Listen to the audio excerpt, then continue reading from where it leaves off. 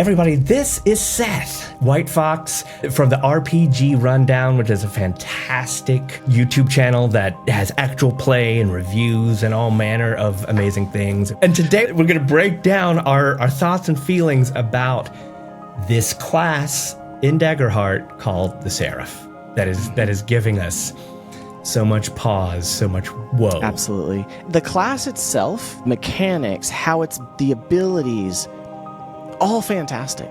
Love it. It really just comes down to the inconsistency of the name Seraph. Well, yes. You have reasons why. We're going to get into it, but... We do.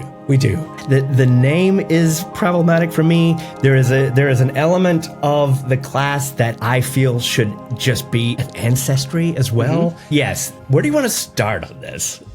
I think before we give our list, research reasons why this is wrong. And I'm sorry, Darrington Press and Critical Role, but you're wrong.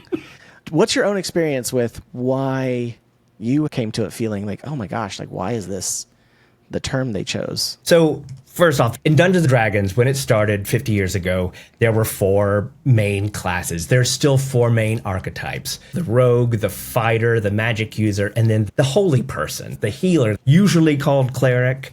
Of course, that's branched out into what if you're a holy person that is also a warrior, so you've got a paladin. And that's what the Seraph aims to be, is the catch-all healing class. The class is great. I love the class. The class is great. You're given the healer, you're given the paladin. So you're basically given a beautiful system for building either a cleric or a paladin if you came from D&D. But the problem is that when you get into the 2 included subclasses, you have 2 options. You basically either have an angel, you are transformed into an angel, or you're Thor with a weapon that you can throw and come back to you.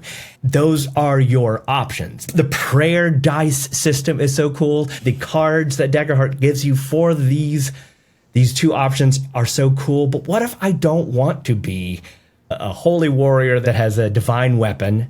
And what if I don't want wings? Or what if I don't want to fly? And there you get stuck. Yeah. Because there is not another class in this game that can give you the nerdy, cloistered cleric that is religious and has gained magical abilities through the study of religion and their deity. You don't get that right now. You know, I feel like we're all pretty understanding that this is a new system, a new mechanic, a new world. There's no expectation for there to be 5 subclasses for each class. No. But because you combined 2 classes, the cleric and the paladin, into one class, it just feels restrictive how you can interpret the class. Because it's not like warrior, where you can say, oh, I'm going to have an aboriginal warrior, or I'm going to have a knight, or I'm going to have whatever kind of martial class character that you want to create. With Seraph, it's like, no, you can only do these 2 things. And even really only one of them makes sense from the nomenclature. 100%. And people will say, okay, we'll take a look at Ranger, where one of their options is to be a beast master, which is to have a pet. Yeah.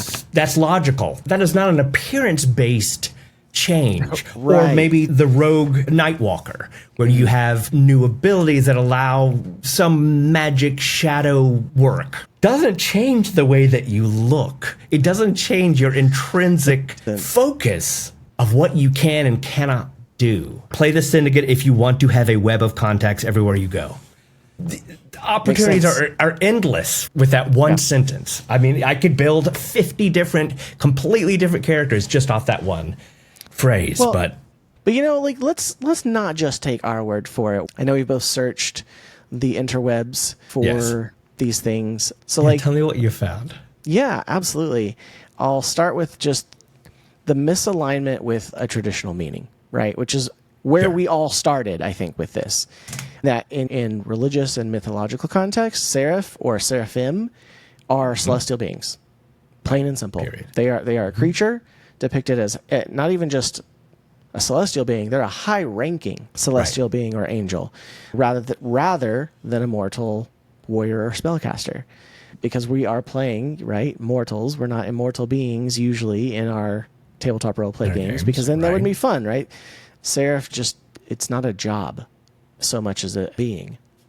And there is an ancestry called Infernus, which is basically the tiefling for Daggerheart.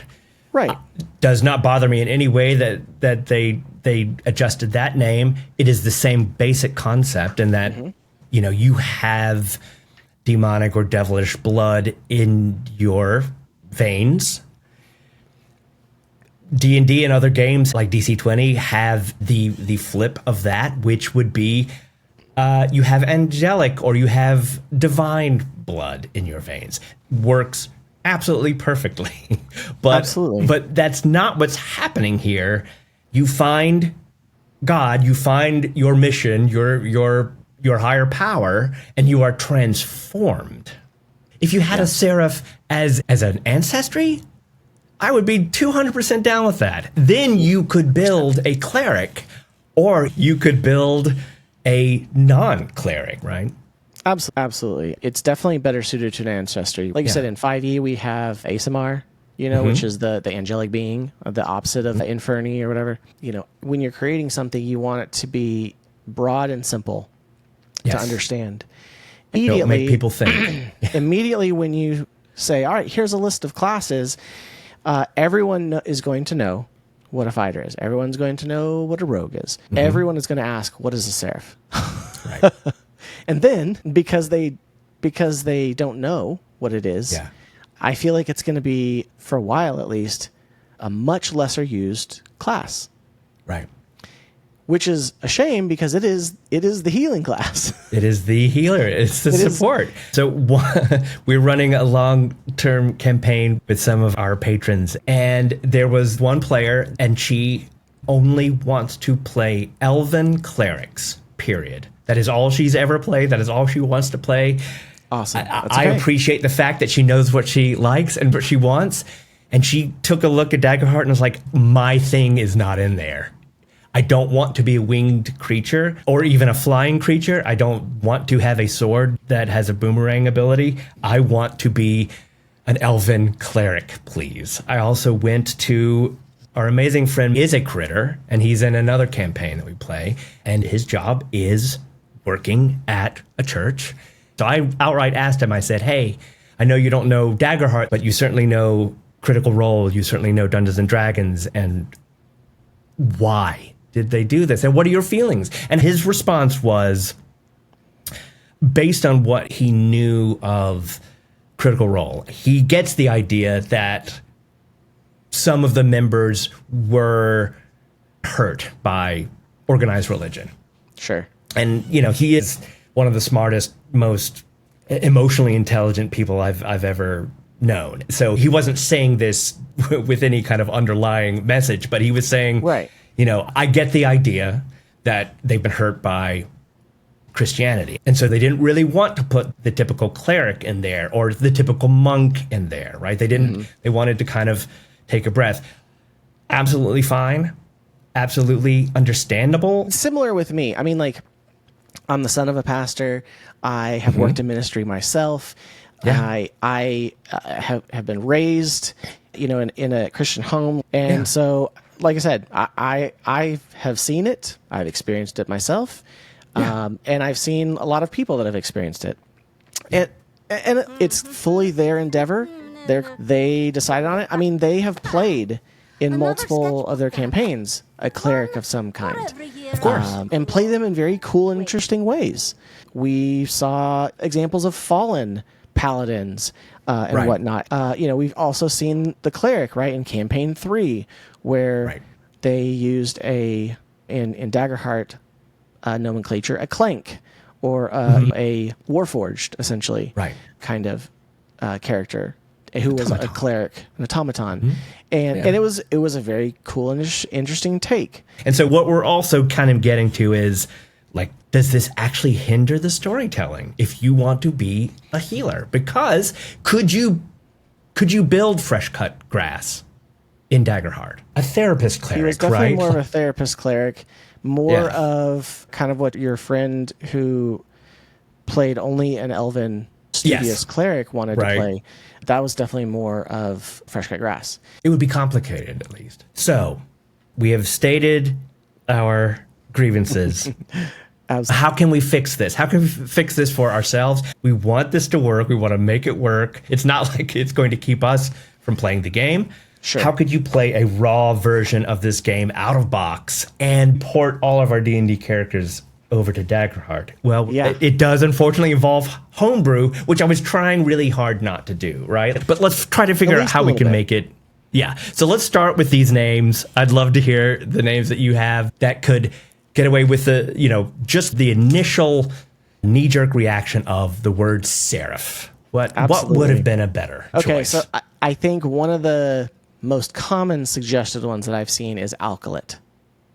A faith-based character dedicated to some sort of divine service. You could be an alkalite of anything. It's very broad, could be defined in any which way you decide to take it. Maybe it doesn't touch on the paladin-ness quite as much, but definitely not if you're thinking thematically higher order. If you're a paladin later on, or if you're that kind of like armor wearing holy warrior later on, right? Then like alkalite kind of loses it because it's maybe more that like first tier.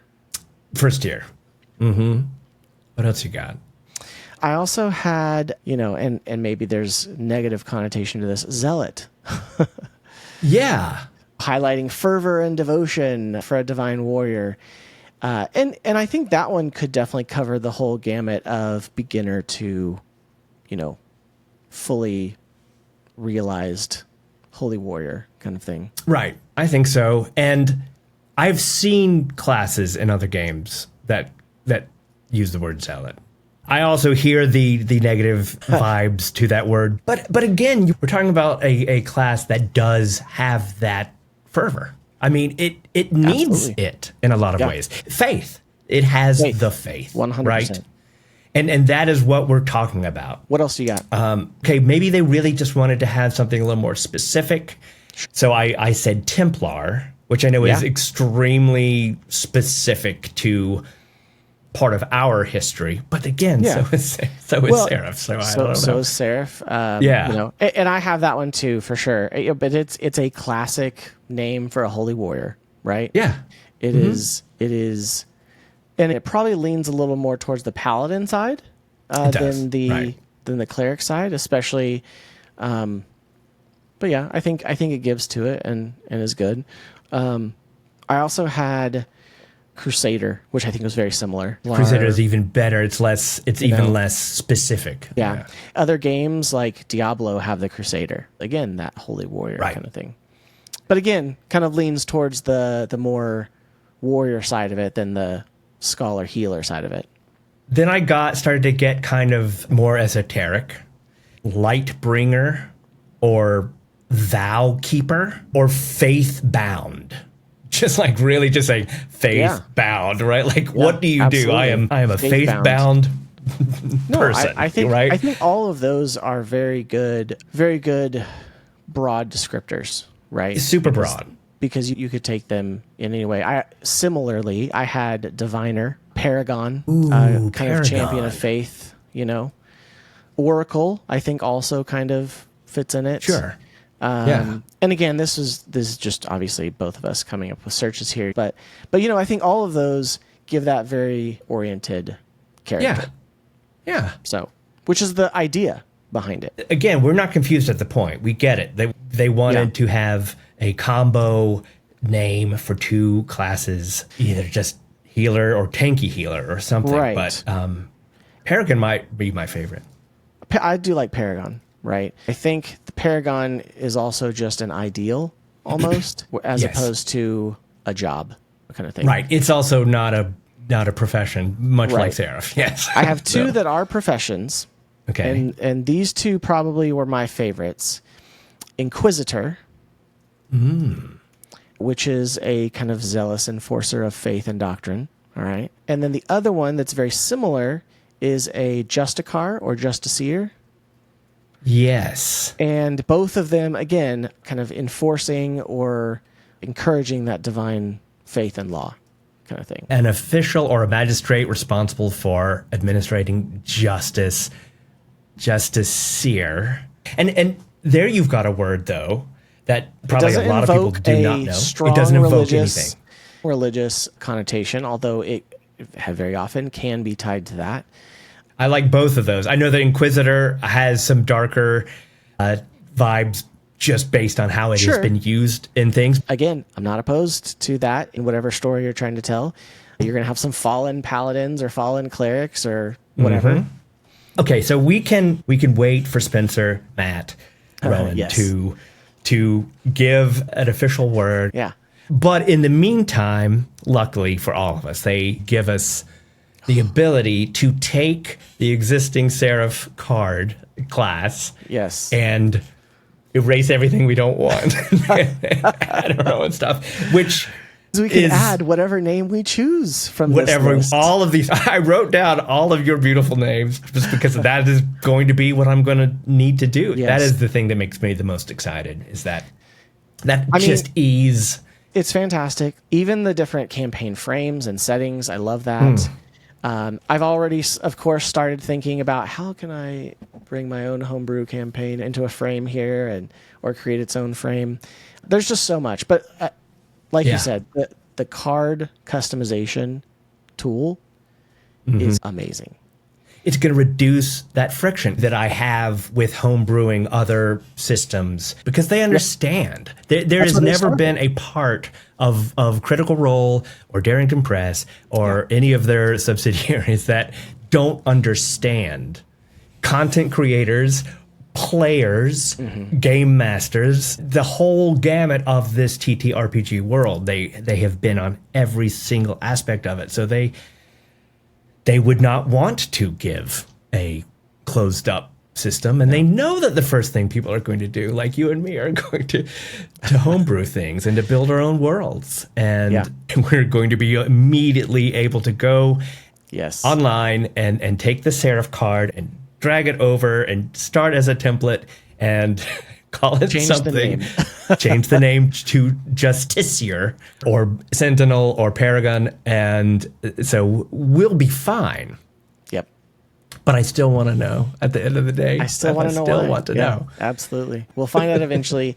I mean, Critical Role is documenting everything. So surely we'll get a behind the scenes sometime later about, oh yeah, this is why we chose Seraph. They're still wrong, but it's an explanation. It's like inspired by somebody's grandmother or something. Who knows? Yeah. Who knows?